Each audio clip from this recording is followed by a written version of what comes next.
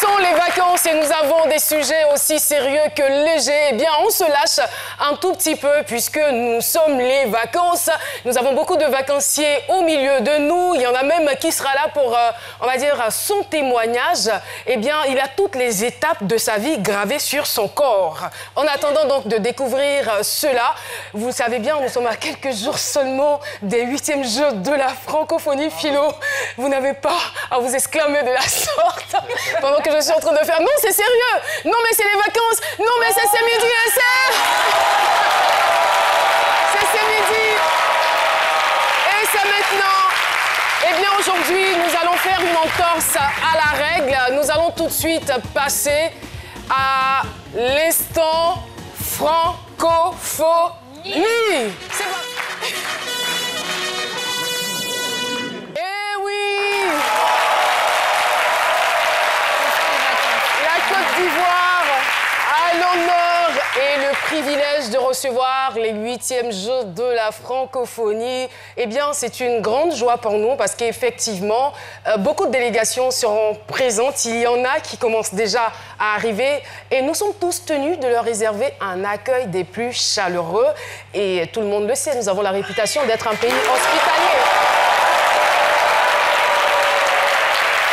Alors, l'instant francophonie, c'est donc ce moment qui nous donne d'avoir toutes les informations relatives à la francophonie, on va dire les à côté, les articulations, le programme et comment tout le monde doit se comporter. Eh bien, évidemment, nous sommes dans l'instant francophonie. Sur ce, mesdames et messieurs, je vais vous inviter à recevoir avec des applaudissements bien nourris cette dame du nom de Cissé Salamata. C'est pas Salimata, c'est Salamata Coulibaly. Madame Cissé Salamata Coulibaly, qui est donc le coordonnateur général des compétitions sportives. Et oui, elle nous rejoint dans sur le plateau de ce midi.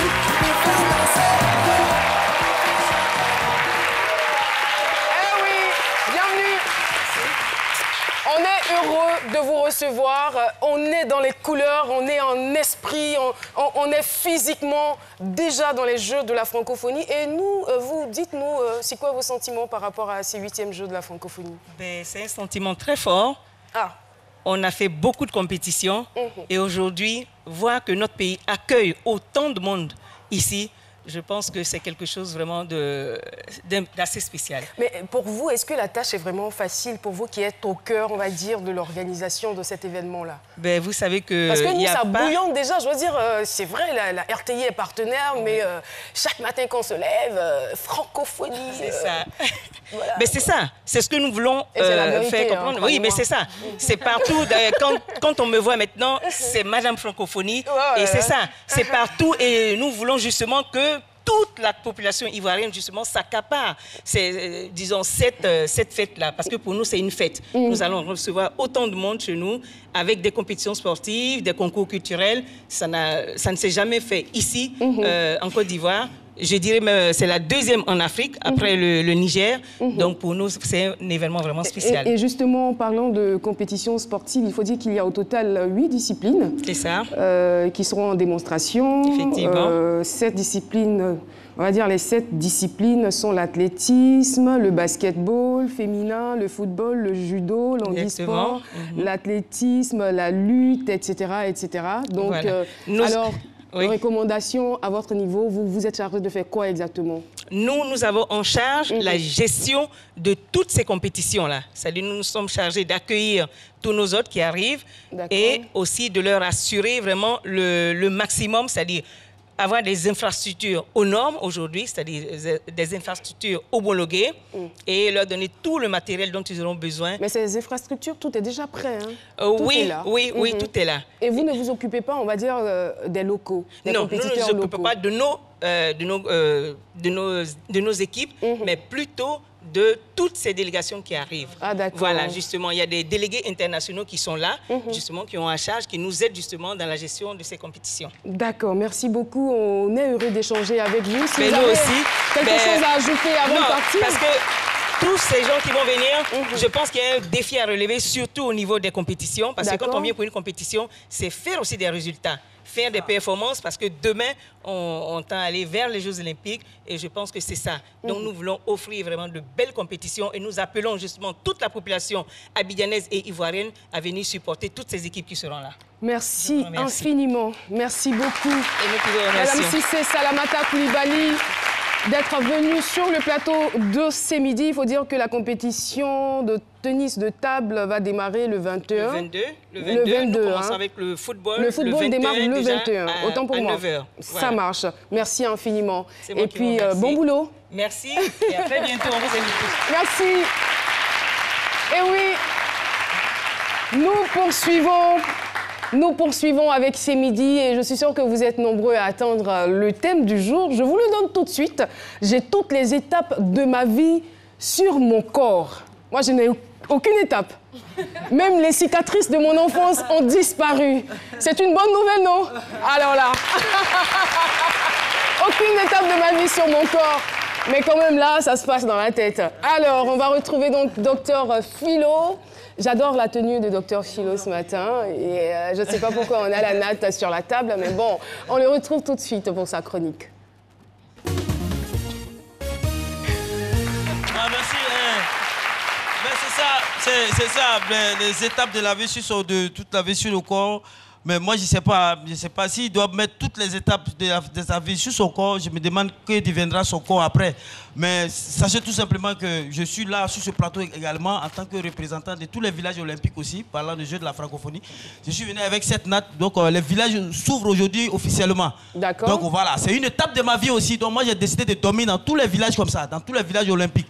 Donc je suis venu avec ma natte et toutes les jeunes filles ivoiriennes. C'est vraiment une étape de votre vie, hein, parce que c'est historique. C'est la première fois que vous, Philo, vous allez participer à des Jeux de la francophonie. Oui, c'est ça, c'est la première fois. On n'a jamais vu. Vous avez dit, c'est plus de 84 délégations. Donc en même temps, profiter que ce soit aussi les différentes étapes de la vie de nos sœurs. Il faut qu'elles aillent dans ces villages-là, suivre ces jeux, participer. Chacune peut avoir son mari. Je l'ai dit, on ne sait jamais. Si jamais toi, une fille, au sortir de ces jeux, il ne faut pas dire Philo ne m'a pas parlé. Si tu n'as pas eu mari, va te revoir au village. Parce que c'est plus de 84 pays vont venir avec chaque jeu. Toi, tu t'es pas fait pour aller dans ces endroits-là, dans ces villages-là. Tu n'as pas eu mari, c'est ton problème. C'est ton problème. Donc il faut qu'on sorte de ces jeux-là. Il faut que chaque jeune ivoirienne ait cette partie-là tatouée sur son corps. Ces 4000 jeunes qui arrivent là, ils ne viennent pas pour se marier. Ils viennent pour compétir. Oui, ils viennent pour compétir, mais nos soeurs aussi sont là pour se marier. Mais vous savez, c'est les choses du peuple. Il faut profiter. Voilà, il faut profiter. Mais il n'y a pas que des hommes parmi les compétiteurs. Hein. Il y a aussi des femmes. C'est pourquoi j'ai évidemment ma natte aussi, donc j'y vais aussi. Pour aller dormir là-bas. Il n'est pas simple, ce mec. Donc, vous revenez au terme, dit que c'est ça, il faut marquer des étapes de sa vie, mais pas sur le corps, calepin infini ou bien. Bon, nous sommes dans un pays de libre expression, de libre impression et de libre inscription. Vous pouvez écrire tout ce que vous voulez sur votre corps. Ça, c'est votre problème. Vous n'oubliez pas. Mais il faut des étapes pour que ce soit de façon positive. Quand vous voyez Prison Break, Michael Scofield, qui a eu ça permet à ce monsieur-là de s'évader de la prison. Ça, c'est positif. Moi, je m'en vieux pas au quartier. Il était jeune, il a dessiné un petit loup sur sa poitrine.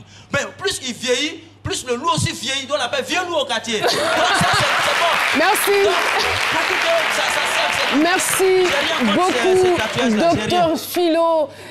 Merci infiniment. Alors, Aya Lebel, aujourd'hui, dans la chronique beauté, de quoi est-ce qu'on parlera? Alors, l'année touche à sa fin, Caroline, et il y a quand même un sujet que je n'ai pas abordé, c'est la beauté de la femme enceinte. Donc aujourd'hui, je vais vraiment essayer de donner les astuces et les conseils beauté pour les femmes qui portent des bébés. À la fin de l'année, il y a beaucoup de femmes enceintes, hein, ou il y a beaucoup de femmes qui tombent enceintes. À cette période de l'année, j'en sais rien, mais en tout cas, c'est un sujet qui est important quand même, et il faut qu'on l'aborde. C'est bien. Merci beaucoup, Aya Lebel. Alors, Jess.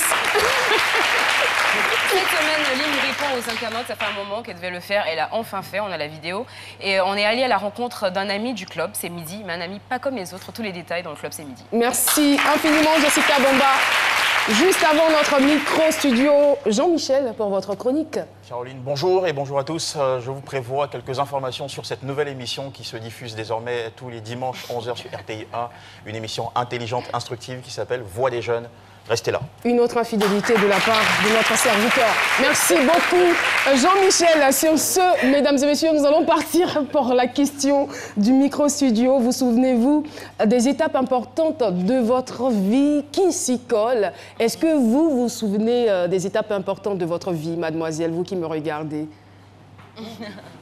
Si oui, lesquelles?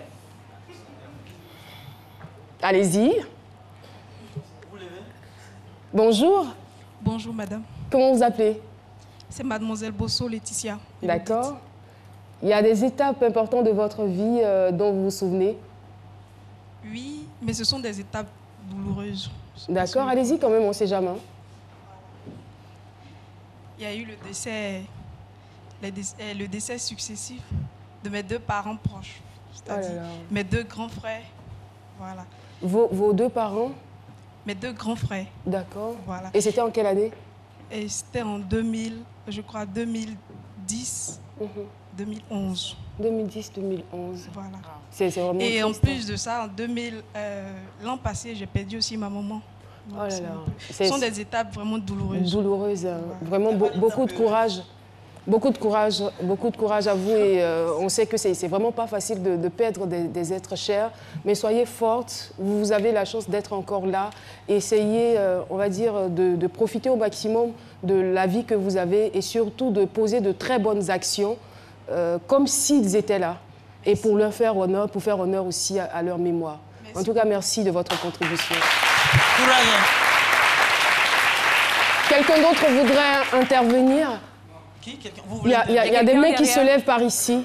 Docteur Philo. De ce côté-ci. Vous me dépassez là, vous avez payé mon transport de là ici. Franchement. Oui. Bonjour. Bonjour. Vous appelez? Fofana Oumou.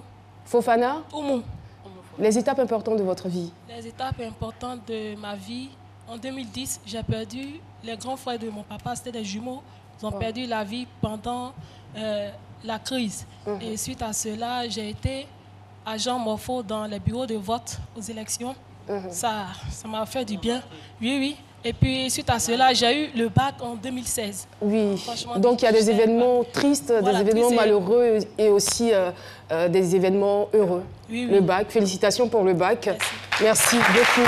Et beaucoup de courage à vous, beaucoup de courage à toutes ces personnes qui, dans cette période, ont perdu des êtres chers. Que le Seigneur vous assiste et vous fortifie. Ça va? On a quelqu'un d'autre qui voudrait intervenir très rapidement. Qui? Maceo, vous vous souvenez d'une étape importante de votre vie ou pas? D'accord, il est trop jeune. Allez-y là-bas. Il y a quelqu'un là-bas qui a levé la main. Il faut que ce soit heureux cette fois-ci. Bonjour. Bonjour. Je me nomme Douglas Ouattara. Pardon? Douglas Ouattara. Douglas. Oui. Ah. Oui, c'est ça. C'est rare quand même d'entendre ce prénom.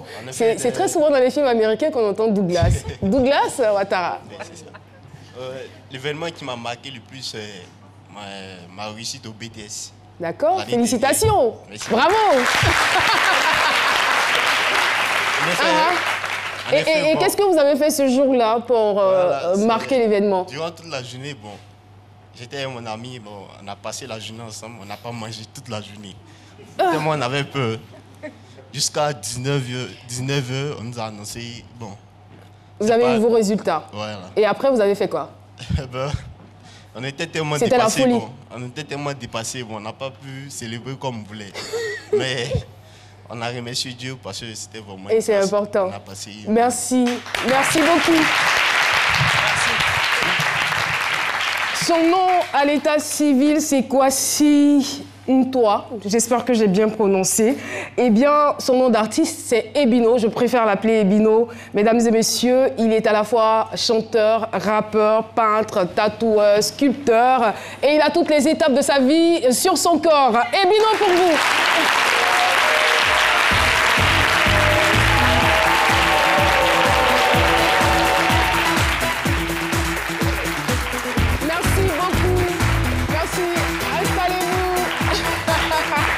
Juste auprès de Jessica, merci infiniment, public de C'est Midi. Ebino, bienvenue sur le plateau de C'est Midi. Merci. On est heureux de vous recevoir. Merci. Alors, Ebino, il faut dire que vous êtes né en Côte d'Ivoire, vous avez vécu votre tendre enfance ici, et malheureusement, à la faveur de la crise de 2002, alors que vous n'aviez que 14 ans, il va se produire quelque chose dans votre vie, un bouleversement. Exactement. Au fait, d'abord, salutations à Saint-Midi, salutations à tous les gens de Saint-Midi qui sont là.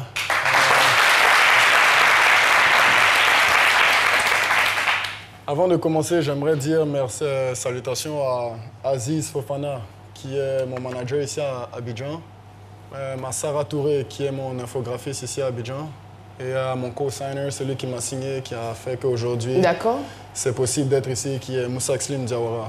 D'accord. Et voilà, donc, comme je le disais, vous aviez 14 ans, et votre vie va connaître un chamboulement. Exact. Au fait, moi, à la base, je suis né ici. Je suis né à Abidjan, je suis né à Djamé. C'est ça, fils de Kwasi Patrick, qui est ivoirien-ghanéen, et fils d'Elisabeth Begré, qui est française ivoirienne. D'accord. J'ai fait mon primaire ici, j'étais à la Ruche d'Adjin. Mon frère, déjà, il était à Mermoz et ma soeur était à Mermoz. Quand j'ai fini le CP2, je suis allé directement à Mermoz. Les rejoindre, d'accord. J'ai commencé à faire mon école à Mermoz et tout ça. Et c'est ça, donc j'ai suivi mes cours à Mermoz, j'ai fait ce que je devais faire et tout ça. En fonction de ça, il y a eu... C'est drôle de voir les photos de moi quand j'étais en France. Un peu. En fonction de ça aussi, il y avait... j'étais à l'école, j'étais quand même... Je suis hyperactif. Je suis quelqu'un qui bouge beaucoup. J'ai toujours excellé dans le domaine du sport, toujours excellé dans le domaine des arts. C'était ma force, au fait, quand j'étais à l'école. Et puis, je dessinais tout le temps. Un peu turbulent aussi, hein? Un peu turbulent aussi. Ou beaucoup turbulent? Beaucoup turbulent. J'ai essayé d'atténuer, mais la réalité, c'est que vous étiez très turbulent. Pour ne pas vraiment rentrer trop dans les détails, moi, je dessinais très souvent en classe. Je ne me concentrais pas souvent à l'école et tout ça. Et puis, quand il y avait des examens, des interrogations écrites, quand il y avait des interrogations écrites, des fois, je les coulais et tout ça. Et c'est ça, comment ça s'appelle. Ça a continué comme ça jusqu'en 5e. Et justement, à vos 13 ans, il va se passer quelque chose avec un de vos camarades? Exactement. On a eu un petit conflit, moi, avec mon camarade. En fait, ce n'était pas un petit conflit, mais je sentais qu'il était disrespectful, qui manquait de respect, en fait. Et en fonction de ça... Quelque chose que vous supportiez très mal? Ouais, j'aime pas vraiment que j'ai l'impression que quelqu'un se paye ma tête, en fait. Je déteste ça. C'est pas que je suis bipolaire, mais c'est une manière, moi, de me protéger, en fait. Et, chacun sa personnalité. C'est ça, c'est ça. Je veux pas trop rentrer dans les détails, mais il y a quelque chose qui s'est passé. Il a couru, il allait voir le proviseur directement, qui était M. Stiet. Dans le temps, salutations à M. Stiet. C'est une personne qui m'a vraiment épaulé, qui a toujours été derrière moi. Alors, on risque de ne pas s'en sortir, hein, si on veut citer tous les noms du passé. Ouais, je sais. Donc c'est ça, en fait. J'ai eu des petits problèmes. Ils ont convoqué ma mère qui travaillait. Elle est rentrée à la maison, puis ils m'ont suspendu temporairement, en fait. Et c'est comme ça, par la colère de votre maman, vous allez vous retrouver à l'intérieur du pays. Exactement. Croyant vous canaliser. Exactement. Au fait, ma mère ne voulait pas lever la main sur moi cette fois-ci. Avant qu'elle trouve une école pour moi, elle m'a enfermé dans les loges. Comment ça s'appelle? C'était des lieux qui étaient vraiment... Il n'y avait rien dans ces lieux-là. C'était plus des bureaux. Maman m'a enfermé là-dedans et tout ça. Donc, une sorte de petite prison. C'est ça. Donc pendant 2 mois, j'étais enfermé. J'entendais mes amis qui jouaient au foot et tout ça, qui me disaient passe-moi la balle. Et puis moi, ça me tue en fait. Mais justement, j'ai envie de dire, pour un enfant qui est hyperactif, qui bouge tout le temps, qui ne peut pas rester sur place 1 minute et qui se retrouve dans cette loge que vous décrivez, comment est-ce qu'il se sent? Comme je dis, c'est une torture en fait. Pas que je suis claustrophobe, mais je déteste quand quelqu'un essaie de m'enfermer ou bien qu'il essaie de contrôler ma destinée ou bien qu'il essaie vraiment d'essayer de me canaliser, en fait. Je suis un peu... Ça va de mon nom, Ebino Chegal. Chegal, c'est plus Chegal le Pégase. On m'appelle là-bas comme le cheval fou, en fait. Parce que c'est dur de me canaliser. Et quand vous sortez de là, est-ce qu'il y a quelque chose qui change? Pas vraiment. Il n'y a pas vraiment de choses qui ont changé, sauf que j'ai compris que C'était ma dernière ligne droite, au fait. Donc, j'étais affecté à Bangourou, au Krama, c'est une école d'art.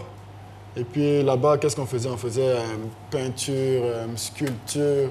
Il n'y avait pas de tatouage en ce moment, peinture, sculpture, art dramatique, tout ce qui englobe l'art, en fait. So, art dramatique, et puis, c'est ça, le soir, on faisait le système scolaire normal. C'est-à-dire, on avait des cours de français, des cours de mathématiques, et tout ça, et tout ça. Et c'est ça, en fonction de ça aussi... Et justement, quand vous avez eu 14 ans, et ça a coïncidé en même temps avec la crise de 2002, elle a jugé bon de vous envoyer au Canada. Exactement. Je ne vais pas trop rentrer dans les débats politiques. Non, pas du tout, justement. Ce qui s'est passé, c'est que comme Abouaké était juste à côté, puis nous, on était à Bangourou, les troupes étaient en train de descendre un petit peu. Donc, maman, ce qu'elle a décidé, c'est que elle trouvait que c'était un peu risqué pour moi, donc elle a décidé du jour au lendemain de m'annoncer qu'on allait partir au Canada. En fait. Et c'est ça. Et quand vous partez, puisque vous avez fait votre enfance ici, vous avez vos amis ici, je veux dire que... Ça m'a bouleversé, ça m'a rendu fou, parce que nous, à la base, moi, je n'aimais pas rester avec les gens qui étaient comme moi. Je n'aimais pas rester avec les gens qui étaient franco-ivoiriens, des choses comme ça. J'étais proche de mes amis. Nous aussi, comme on dit ici. J'étais très proche de ces amis-là parce que... Je comprends tout. Parce que ces gars-là, vraiment, on était très proches. Tout ce qu'il y avait, c'était la relation humaine, en fait. Il n'y avait pas excuse-moi, je parle d'argent, il n'y avait pas d'argent au milieu et tout ça. C'était pas une question de comment tu t'habilles le mieux, c'était vraiment humain. On jouait au foot. Après, quand on finit de jouer au foot, on allait manger à locaux et tout ça. En parlant d'Aloco, j'ai envie de manger à locaux comme c'est pas possible. Donc, on vous prive en quelque sorte de tout cela. Exactement. Et vous arrivez là-bas, vous êtes confronté à d'autres réalités. Exact. Juste pour dire qu'à Montréal, les gens sont très seuls. Les gens ne comprennent pas qu'à Montréal, c'est dur d'avoir une croyance religieuse ou quelque chose comme ça. C'est très, très dur. Pourquoi? Il y a des gens qui sont croyants. Mais à Montréal, tu peux tomber sur un Jamaïcain. Dans les 15 minutes qui vont passer, tu peux tomber sur un Haïtien. Après ça, tu peux tomber sur un Colombien.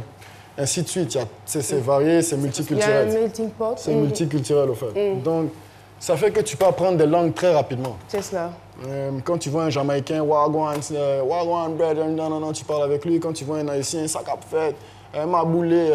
Quand tu vois, par exemple, un Colombien, comment est-ce que tranquille, le papito, non. Quand tu vois, par exemple, un Américain, hey, how you doing, you good, yeah, long time no see, blabla. C'est multiculturel. Ça veut dire que tu es dans un système où est-ce que tu apprends les langues très, très, très rapidement, en fait. Mais c'est quand même un atout, hein, je veux dire. C'est un atout. C'est un atout. Mais en même temps, la question que j'ai envie de vous poser, qu'est-ce qui justifie, à votre avis, le fait qu'aujourd'hui, le suicide aujourd'hui soit la première cause de mortalité au Canada? Les gens se suicident beaucoup parce que déjà, de un, ils sont pas croyants.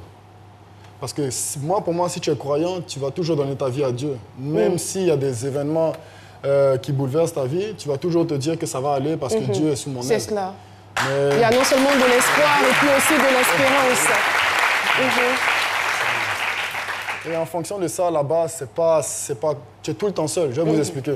On va dire quand tu es au secondary, quand tu es au secondaire, c'est le primaire à peu près. Quand tu es au primaire, tu es tout le temps t'es avec beaucoup de personnes et cette classe-là ne bouge pas. Mais quand tu arrives au college, quand tu arrives au collège, tu peux commencer ton année, par exemple, je vais commencer mon année avec elle. Yes. Elle a des cours différents. On ne sera jamais dans la même classe. Elle peut avoir, par exemple, 100 millions de cours différents. Moi, je vais peut-être l'avoir à la fin de l'année, dans les jours d'examen. So, tu es tout le temps seul. Et puis moi, ce qui m'a choqué, c'est qu'à la base, maman voulait toujours qu'on vive comme à Abidjan, qu'on ne soit pas détaché de la famille et tout ça. À 18 ans, moi, j'ai dit à ma mère, j'ai décidé de partir en appartement avec ma petite amie que j'ai eu un enfant en ce moment avec elle, qui est Raphaël Charbonneau. Elle m'a donné une belle petite métisse. Et puis, c'est ça, en fonction de ça, tu es tout le temps... Et les tatouages, ils interviennent à quel moment de votre vie? Les tatouages... À quel moment vous commencez à marquer, on va dire, les faits, les différentes articulations de votre vie? Au fait, les tatouages, ils ont commencé...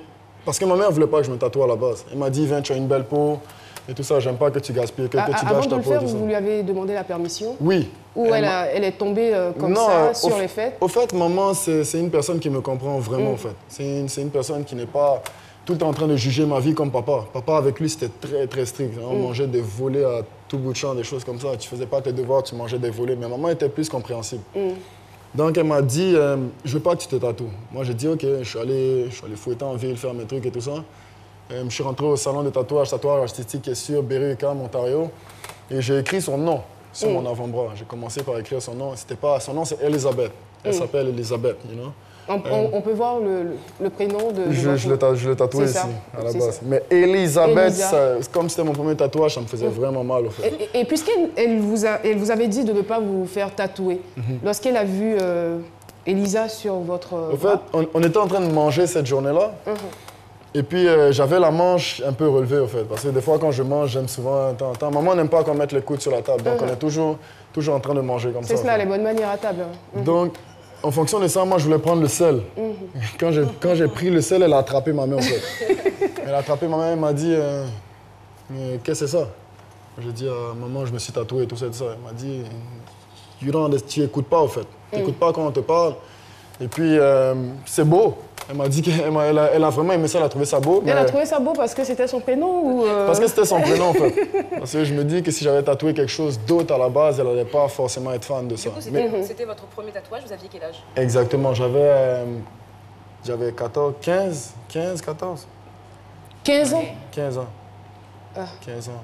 Mais vous voyez ça un peu, j'espère que ça ne vous choque pas. Si, moi, ça me choque. Parce qu'au Canada... Non, parce que... non, je préfère être honnête. Hein.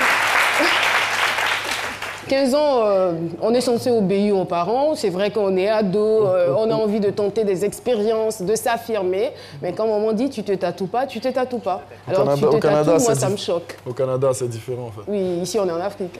Ici c'est Abidjan. Oui, et puis c'est ça. Donc j'ai fait mon premier tatouage, elle a vu. Elle m'a dit je veux plus que tu refasses un tatouage. C'est nasty, it's not good, c'est laid. Et puis elle a dit j'aimerais pas que tu retournes en Côte d'Ivoire puis on te voit comme ça en fait. Ça fait vagabond, tu es issu d'une bonne famille et tout ça. Il y a des gens qui sont à l'extérieur qui te voient en fait. Il y a la famille et tout ça. Moi, pour ne pas que mon nom soit gâté, comporte-toi bien en fait. Et on va dire malgré tout cela, ça n'a pas changé. C'était plus fort que moi. C'était plus fort que moi. C'est quoi qui vous attirait au juste dans le tatouage? Que je dessine mes tatouages et que je les mette sur moi.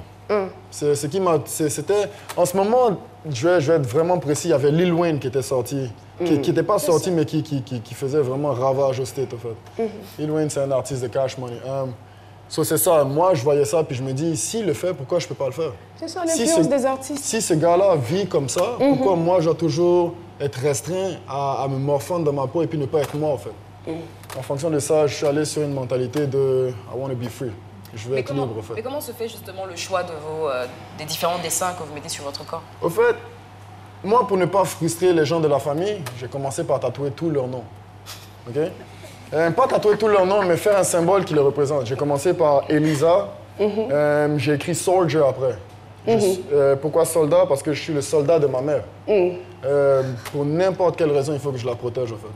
Parce que c'est à cause d'elle que vraiment, pas à cause d'elle, c'est à cause de mon père aussi et tous ces gens qui m'ont encadré quand j'étais petit, qu'on est à l'extérieur.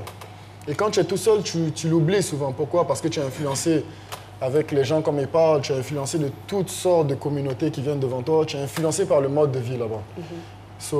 Vous pensez qu'elle a vraiment besoin de vous, votre protection? Vous n'êtes pas le premier, vous n'êtes pas l'aîné de la famille. C'est sûr, mais en tant que dernier de la famille, je me dois de la protéger. Parce qu'elle m'a protégé quand j'étais rien. Et quand elle va vieillir, elle sera plus faible. Mais vous n'avez pas l'impression que c'est paradoxal? Je veux dire que vous prétendez vouloir la protéger et vous ne lui obéissez pas. Au fait, chacun est libre de vivre la vie. Bien sûr, je suis bien d'accord avec vous, mais quand, par exemple, vous vous sentez redevable vis-à-vis de votre maman, qu'elle vous dit de ne pas faire quelque chose À 15 ans, on est facilement influençable aussi. À 15 ans, on est encore dans la jeunesse, on est encore dans les crises de jeunes. On n'est pas mature à ce point-là pour savoir, avoir un raisonnement pour dire que je ne dois pas le faire. En fait. avec tous tes amis qui te voient, ils sont habillés comme ça, ils sont stylés comme ça, ils sont tatoués ici, ils conduisent des voitures comme ça. Toi, tu vois, puis tu le veux, au fait. Est-ce que les tatouages, arrivés à un certain moment, ne vous ont pas fermé certaines portes? Oui. Ça, par contre, ça m'a fait regretter aussi quand même, parce que à la base, je m'enlignais pour devenir mannequin. J'étais en train de m'enligner pour devenir mannequin. J'ai toujours voulu être mannequin, j'ai toujours voulu être acteur. Je n'ai pas voulu travailler dans comment ça s'appelle, finir mon système scolaire, parce que je ne voulais pas travailler pour quelqu'un. Je voulais être mon propre boss, je voulais faire mes propres affaires et tout ça. Donc, je me suis enligné dans le milieu artistique. Ça m'a fermé des portes parce que des agences de mannequins, j'avais eu des entrevues. J'étais parti, comment ça s'appelle, à des entrevues, ils m'ont pris des photos, tout et tout. Et après, ils sont revenus comme, tu as le profil, mais you so tatted up. Tu as trop de tatous, en fait. Tu es trop tatoué, et puis c'est pas bon pour notre film, c'est pas l'image qu'on veut prôner, en fait. Alors, justement, parlant de tatous et parlant donc de vos différentes étapes, des différentes étapes de votre vie, on a entre autres votre croyance en Dieu, votre date de naissance, une vie remplie de bénédictions, le nom de votre maman, que vous avez cité d'ailleurs, votre famille, le démon de la malice, poisson de la chance, le samouraï, son amour pour des arts martiaux, votre amour, voilà, donc pour marquer votre amour pour les arts martiaux. Vous avez aussi une diseuse de bonne aventure, vous avez intelligence, vous avez force, vous avez sagesse. Mais franchement, vous êtes, je veux dire, vous avez une sacrée personnalité. Et moi, ce que je ne comprends pas, c'est que quand on affirme et on affiche sa croyance en Dieu et qu'à côté, on se tatoue du démon de la malice, c'est quoi au juste? On veut vraiment percevoir ce qui se passe dans votre esprit. C'est une très bonne question parce que, à la base, le diable était le meilleur ange de Dieu. C'est vraiment pas drôle. À la base... Quoi, vous avez... Non, j'arrive. J'arrive.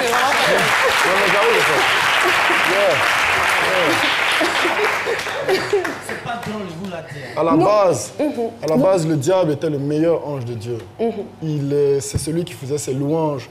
Tout à fait. Je n'étais pas en haut, je ne sais pas, mais c'est celui qui faisait ses louanges, celui qui faisait sa chorale, qui avait un groupe d'anges qui chantaient en pleurs pour lui, pour le vénérer, en fait. Parce que c'était le premier soldat de Dieu, le plus dévoué devant Dieu. Et le jour où est-ce que Dieu a créé l'être humain, en fait, le jour que Dieu nous a créé notre enveloppe corporelle, il a oublié le diable. Il a oublié de voir que ce gars-là, c'était un de ses meilleurs et de ses protégés. Il n'a pas oublié? Et il a vénéré, il a demandé au diable de vénérer l'être humain, en fait. Le diable, c'était une trahison pour lui, parce qu'il s'est dit, pourquoi moi, je suis un de tes meilleurs soldats et que je dois vénérer ces gens-là, en fait. Mais en fait, ce sont les conséquences de la désobéissance, parce que le diable a été, l'ange qui est devenu le diable a été déchu, parce qu'il n'a pas obéi à Dieu qui est son maître. Exactement. Mais à la base, c'était un des meilleurs soldats de Dieu, en fait. D'accord. Okay. Merci. En fait, j'ai une question. Est-ce que vous savez combien de tatouages vous avez sur le corps? Le nom. C'est une colle, hein? Ça, je peux pas dire. Vous pouvez pas? Oui, Jean-Michel. C'est que dans votre vocabulaire, vous avez dit que vous regrettiez de vous être tatoué, vu que vous avez rencontré quelques échecs, quelques portes fermées dues à toutes ces inscriptions sur votre corps. Au niveau du mannequin. Alors, est-ce que c'est un regret tel que si c'était à refaire, vous ne le referiez jamais? Des tatouages? Oui. Je ne referai jamais. D'accord, merci beaucoup. Mais pour ma main gauche, non, parce que c'est ma famille. C'est des gens qui sont très importants pour moi. Pour ma main droite, je ne pense pas. Je pense que ce sont des personnes qui existent déjà dans votre cœur, dans votre environnement. Pourquoi le besoin alors de faire des marques sur le corps? Parce qu'à Montréal, tu es seul. À Montréal, tu es seul avec la douleur que j'ai eue d'abandonner. Donc c'est le résultat de la déprime alors?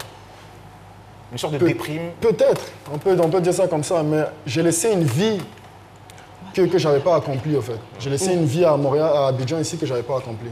Donc, à la base, j'étais frustré. Ma mère a dû laisser toutes, des voitures, des maisons, puis elle a donné des clés à tout le monde. Donc, c'est ce vide, cette insatisfaction. Exactement. Parce que comme tu es tout le temps seul à Montréal, tu ne penses pas, tu penses à la famille qui est à l'extérieur.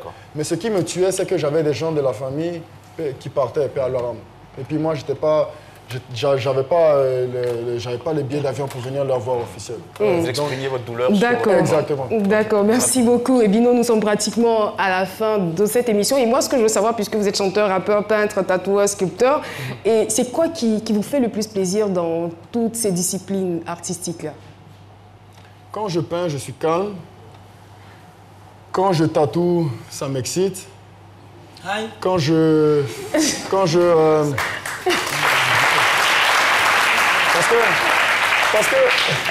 Parce que quand je peins, je suis seul à moi. Il n'y a pas de bruit autour. Mais quand je tatoue, le gars il me dit « Ah, ça fait mal ici, ça fait mal. » Donc on est un peu excité. « T'inquiète pas, je vais bien faire ça pour toi. » Quand j'écris, je sors ma douleur, au fait. La musique, en ce moment, j'adore faire. Quand je dessine, j'ai plus la patience comme avant. Parce que je suis hyper actif. Donc mes dessins prennent souvent 3-4 heures. Puis c'est des gros pistes, au fait. C'est-à-dire, je peux remplir tout ça ici avec une bonbonne et des choses comme ça. Salutations à mon grand frère Kwasi Thierry aussi. Et quand je chante, ça me donne la chair de poule. C'est tout ce que je veux. Alors nous, on va chercher tout de suite là à vous donner la chair de poule. Je vais vous demander de faire une petite performance avant d'aller à la pub. Ok, vous voulez que je chante là? Allez-y. Ouais. J'ai vu la gloire au bout de mon stylo. J'ai le flanc kilo, j'ai le flanc kilo. Ces négros sont stériles, j'ai le flotto stellaire. Et négro, t'es resté là, négro, t'es resté là.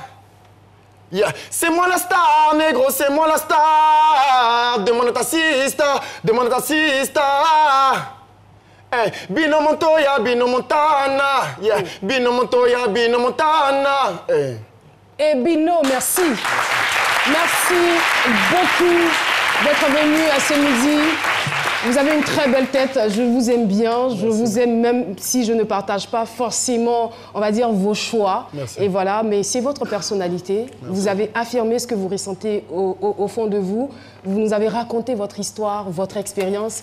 Et c'est ça, on va dire, toute l'importance de cette rubrique où nous donnons la parole à tout le monde de pouvoir s'exprimer. Et nous en tirons bien sûr les leçons. Il s'est tatoué parce qu'il y avait un besoin, mais aujourd'hui, il a des regrets. En tout cas, merci infiniment d'être passé sur le plateau de ce midi. On vous souhaite bon vent.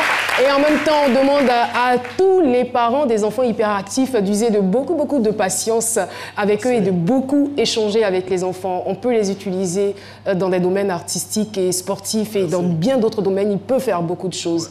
Merci infiniment, Ebino, d'être venu. Et voilà, merci à vous, chers téléspectateurs, de rester en notre compagnie. Nous marquons juste une pause avec la pub. Lorsqu'ils ont pensé la 4G, ils l'ont voulu plus rapide.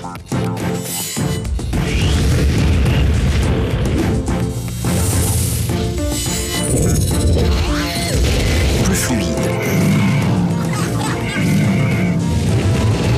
Mais aussi plus connecté que jamais.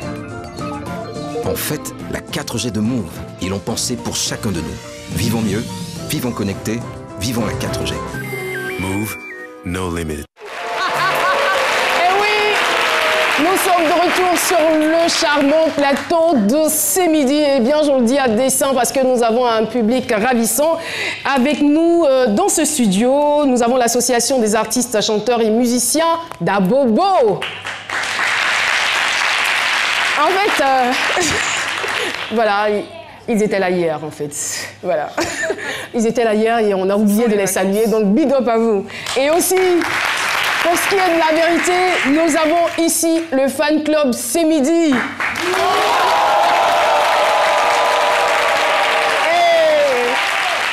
Nous voulons faire un gros coucou à Ngoran Henri Joël qui est dans le public. Ngoran, il va se lever seul.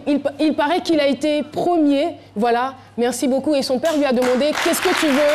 Il dit « Je veux venir à C'est Midi. » Merci beaucoup. Et nous avons aussi Maceo Perrin, voilà, mon neveu, qui est en vacances. Il nous vient de Montpellier.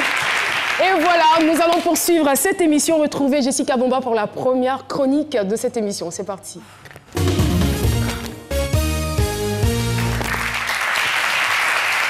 on va aller directement avec l'illustration. Je suis allée à la rencontre justement d'un ami du club, c'est Midi. Il a 21 ans, il s'appelle Bicirio. Et il y a quelques temps, il y a à peine 10 mois, il nous a fait un petit cadeau justement. Ça s'appelle du string art, c'est-à-dire qu'il nous a fait un petit le logo de C'est Midi avec du fil et des clous. L'image va peut-être défiler, voilà.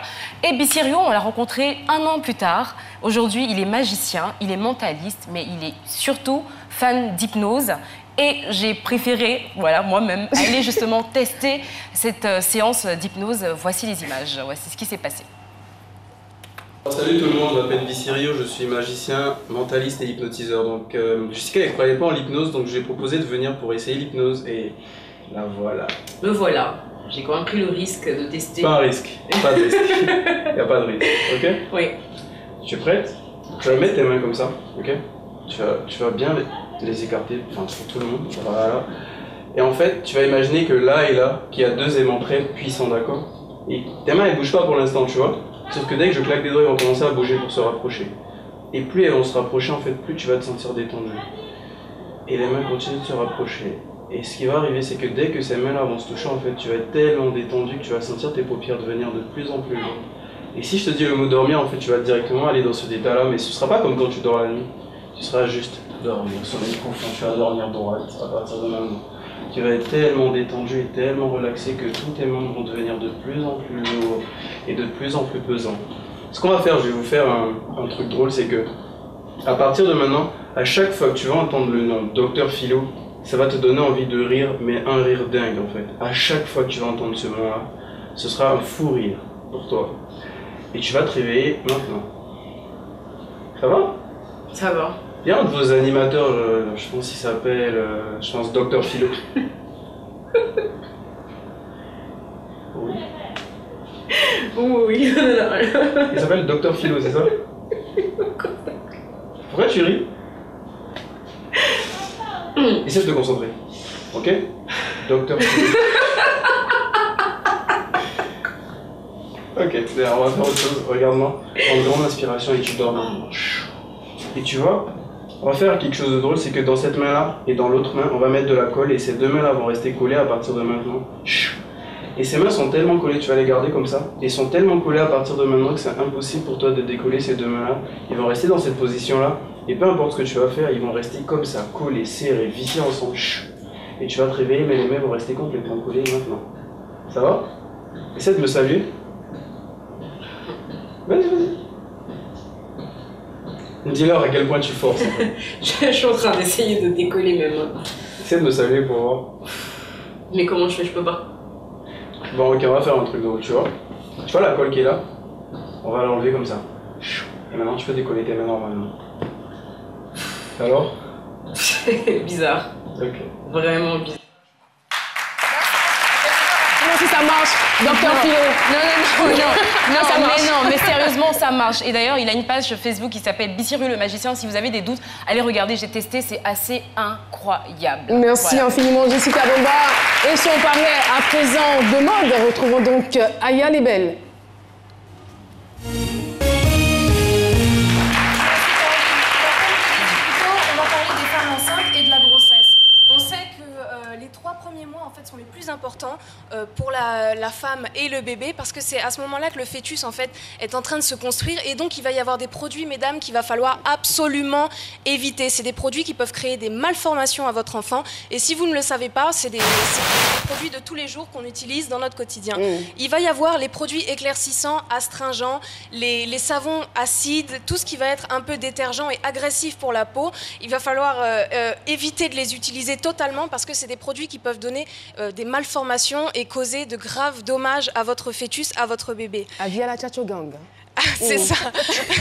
Il va y avoir aussi les parfums et les produits parfumés. Vous ne le savez peut-être pas, mais lorsque vous êtes enceinte, ces produits parfumés vont avoir un effet d'hyperpigmentation sur votre peau. Donc si vous constatez que vous avez des zones du corps qui noircissent pendant votre grossesse, c'est dû aux parfums et aux pommades et aux crèmes que vous utilisez. Ensuite, il va y avoir également tout ce qui va être les défrisants, les défrisages et les traitements chimiques pour les cheveux. Ce que vous allez respirer va agir également sur votre fœtus, sur ce bébé. Donc tous ces produits sont à bannir les 3 premiers mois.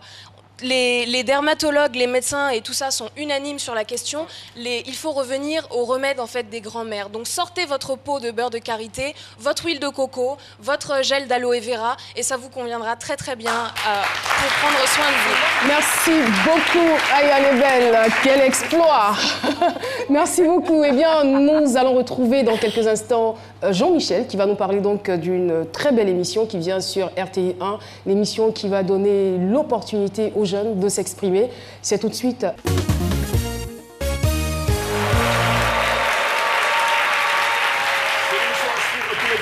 Sur RTI 1, Voix des jeunes, c'est un concours télévisé d'art oratoire, de solutions aux défis du continent pour des universités et grandes écoles. L'idée est née au Sénégal il y a plus de 2 ans. Elle s'est exportée en Guinée et depuis le début de 2017 en Côte d'Ivoire. Les étudiants participant à cette compétition sont tout d'abord envoyés dans des bootcamps où ils sont formés en leadership et également associés à des activités de développement communautaire sur le terrain. Donc ils vont dans plusieurs villes, plusieurs contrées de leur pays pour être plus proches, comprendre les difficultés de leur continent et former dans la foulée sur plusieurs thématiques avant de passer au côté confrontation interuniversitaire sur différents points, sur différents thèmes. Et ils sont évalués par des spécialistes de ces domaines-là, avec des lots très importants, dont des bourses d'études. C'est très passionnant, très instructif.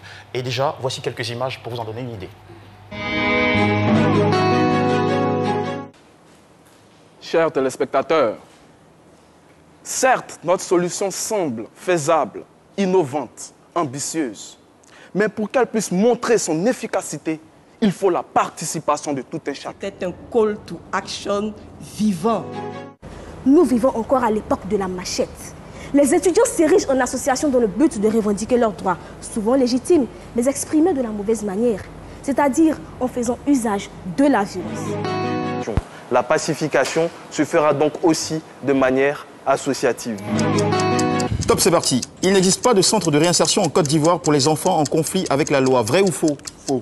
Si j'ai été enchantée par la qualité des problématiques, je l'ai été moins par rapport à la qualité de ce qui nous a été servi aujourd'hui. Bon, merci à la maison d'avoir suivi le concours qui porte les solutions qui font la différence. Ici, c'est Voix des jeunes, alors soyons solutions. N'est-ce pas? Voilà, le prochain match, c'est ce dimanche 11h entre GSM et l'ISTC. C'est un concours passionnant à ne pas rater. Merci infiniment. Jean-Michel Ona, que vous retrouverez donc pour cette émission. Et merci à vous. Et ce qu'on pourrait retenir au terme de cette émission, nous pouvons, malgré nos divergences d'opinion, vivre en harmonie et nous aimer, nous accepter les uns les autres. Paix sur la Côte d'Ivoire, paix dans le monde. Et on se retrouve demain pour un autre C'est Midi. Au revoir.